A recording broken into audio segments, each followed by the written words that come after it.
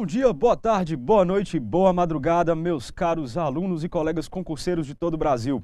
Nós estamos falando diretamente dos estúdios do site euqueropassar.com.br, dando continuidade ao nosso curso de Direito Administrativo com foco em concurso público, pessoal.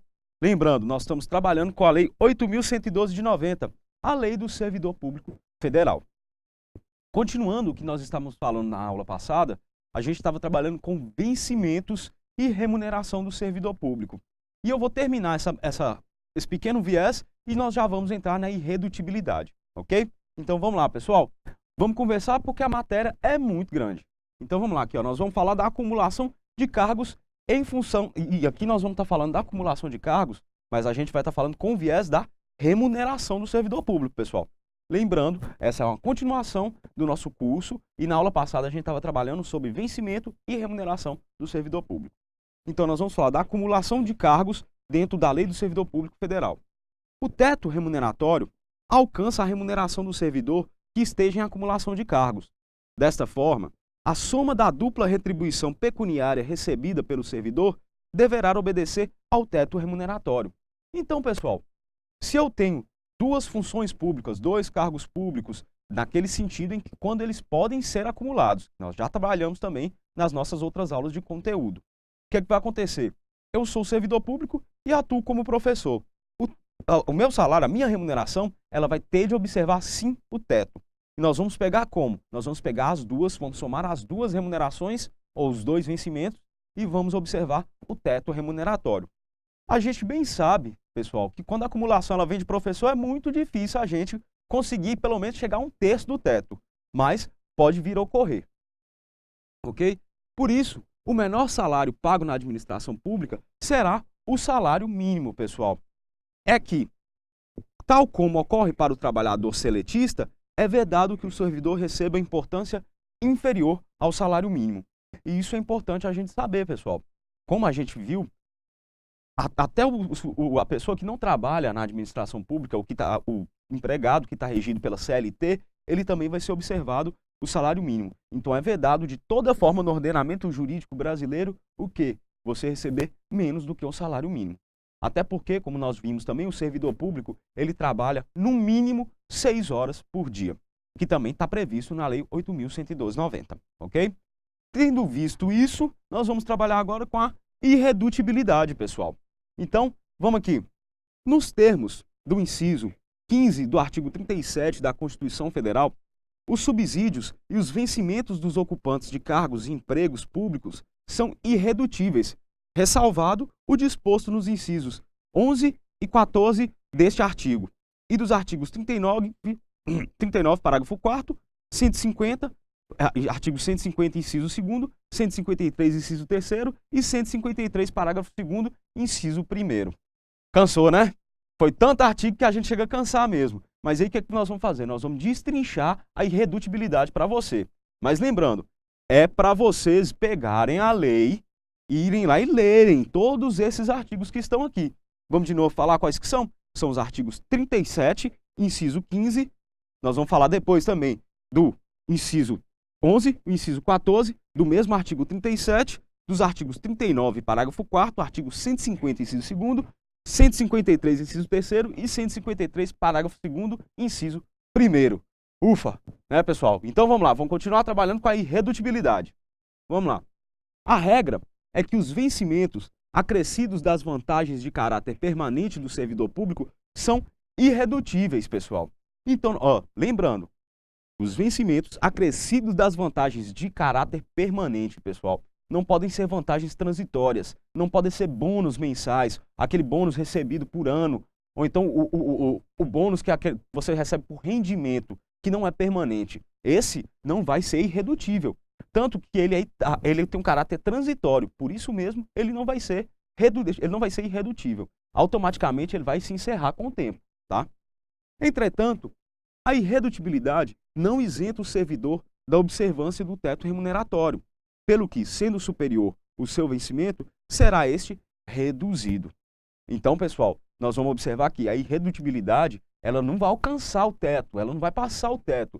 Por exemplo, se eu recebo mais do que o teto, não quer dizer que eu não vou poder diminuir meu salário, não, minha remuneração, não. tá? Ela vai ser diminuída sim. Neste ponto, é redutível a remuneração do servidor público. Neste ponto, pessoal, tá? Nós vamos trabalhar também com a empenhorabilidade. O que seria a empenhorabilidade da remuneração? Nos termos do artigo 48 da Lei 8.112/90, o vencimento, a remuneração e o provento de servidor público não serão objeto de arresto, sequestro ou penhora, exceto nos casos de prestação de alimentos resultante de decisão judicial. Deixa eu explicar para vocês aqui para ficar melhor, para quem não é do direito entender. É o seguinte, pessoal. Existe, por exemplo, na justiça, se eu estou sofrendo um processo, eu bati no carro de uma pessoa, correto? Ela entrou com indenização contra a minha pessoa. Eu sou um servidor público. Eu não estava no exercício do cargo, nós não estamos falando de responsabilidade civil do Estado, não, tá? Eu estava fora do meu cargo, no meu carro particular, eu bati no carro da pessoa. Ela entrou na justiça porque eu não quis pagar. O que acontece? Eu tomo uma decisão judicial. Eu vou ter de pagar, por exemplo, R$ 3.500 de dano para a pessoa. O que acontece? Ela manda bloquear meus bens e penhorar as minhas contas bancárias, o chamado Bacenjude. O que acontece então, pessoal? Como servidor público, a minha conta salário, ela não pode ser bloqueada. Eu tenho de ter acesso ao meu salário, à minha remuneração, ao meu provento, ao meu vencimento. Por quê, pessoal? Porque ele tem um caráter alimentar, tá? Eu tenho de pagar, mas não é justo pedir à minha pessoa que eu me sacrifique para poder pagar essa dívida, correto? Então, o servidor público, a conta salário, eu friso isso para vocês, a conta salário dele não pode ser penhorada, da mesma forma que ela não pode ser sequestrada ou ela não pode ser arrestada de maneira alguma. Exceto, e é como a gente trabalha em concurso público, prestação de alimentos resultante de decisão judicial.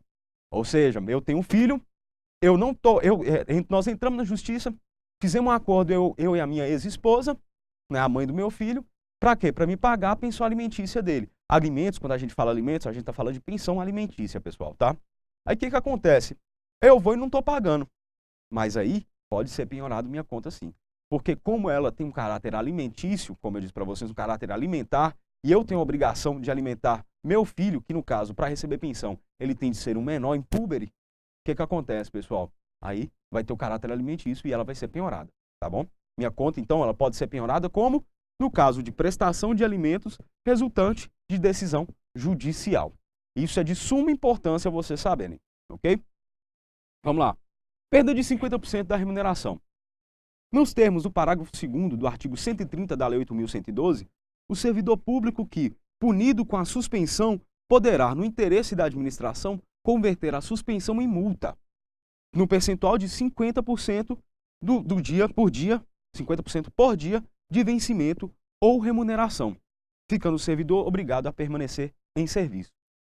Então, pessoal, eu incorri numa das penas da Lei 8.112 que vão gerar a suspensão. O que acontece? Se for do interesse da administração pública, eu converto a minha suspensão em prestação, em multa, em pagar a multa, que vai ser de quanto, pessoal? Vai ser o equivalente a 50% por dia. Porque, como eu disse para vocês, não pode exceder isso, por quê? Porque a remuneração, o vencimento, o provento, ele tem um caráter alimentício. E o Estado ele não pode impulsionar a pessoa a entregar todo o seu salário e ficar sem como se alimentar, sem como se manter. É a chamada sua mantença, tá? Então, ela pode ser convertida em 50% por dia, correto, pessoal? 50% por dia e eu sou obrigado a permanecer em serviço. Afinal, eu converti a minha suspensão em multa e por isso mesmo eu tenho de permanecer em serviço.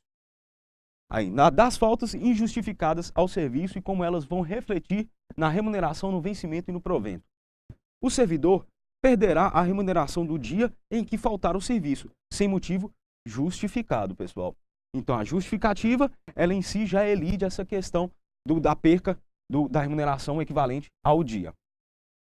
Também perderá parcela de remuneração diária proporcional aos atrasos, ausências justificadas e saídas antecipadas, excetuados os casos de concessões legais e na hipótese de compensação de horário, observando-se, em todos os casos, a legislação permanente.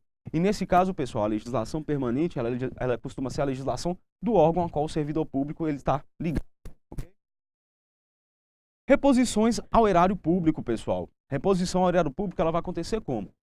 As reposições, indenizações ou erário, atualizadas até 30 de junho de 1994, serão previamente comunicadas ao servidor ativo, aposentado ou ao pensionista, para pagamento no prazo máximo de 30 dias, podendo ser parcelada a pedido do interessado. Então, pessoal, tudo que foi reposição, indenização ao erário público até 30 de junho de 1994, isso é importante a gente observar, essa data, 30 de junho de 1994, elas serão previamente comunicadas ao servidor. Ele pode ser ativo, ele pode ser pensionista e ele também pode ser, como disse, aposentado, para pagamento no prazo máximo de 30 dias, pessoal, podendo ser parcelado a pedido do interessado.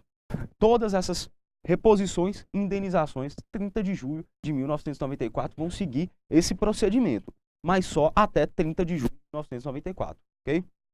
O valor de cada parcela não poderá ser inferior ao correspondente a 10% da remuneração, provento ou pensão desse servidor público.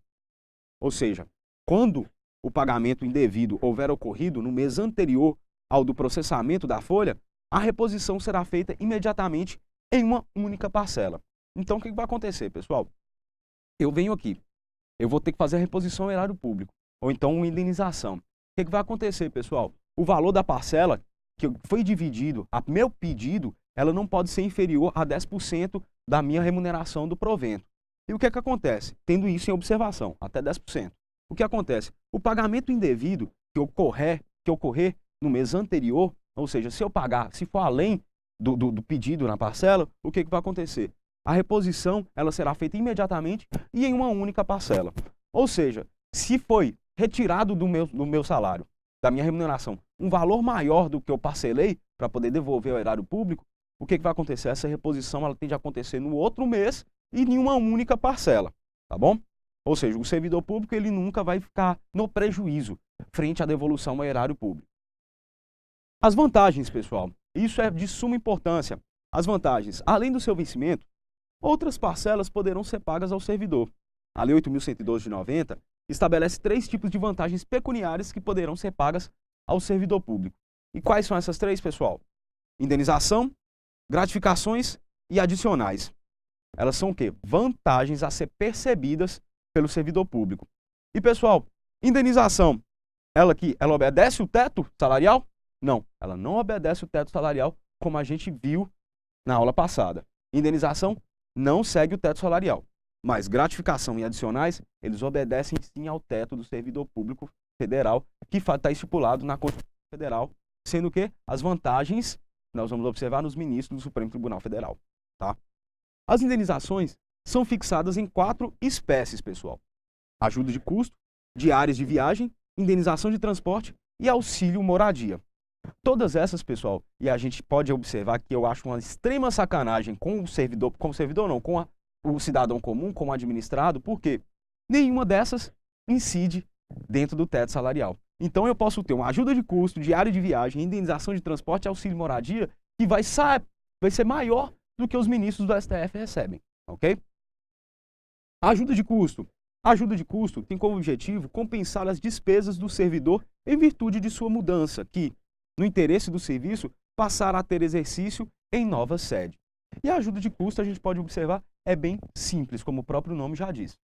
A administração deverá arcar com suas despesas de transporte e de sua família, compreendendo passagem, bagagem e bens pessoais a serem transportados para essa nova residência do servidor público.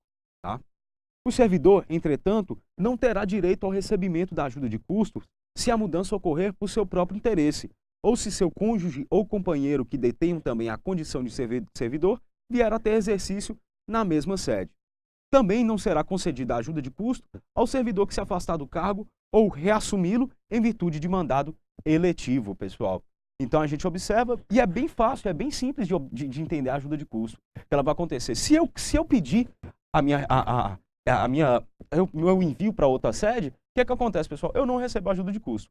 Por quê? A ajuda de custo, ela em si, nós vamos imaginar ela como? Nós vamos imaginar ela como aquela questão da proporcionalidade e aquela questão do interesse da administração pública.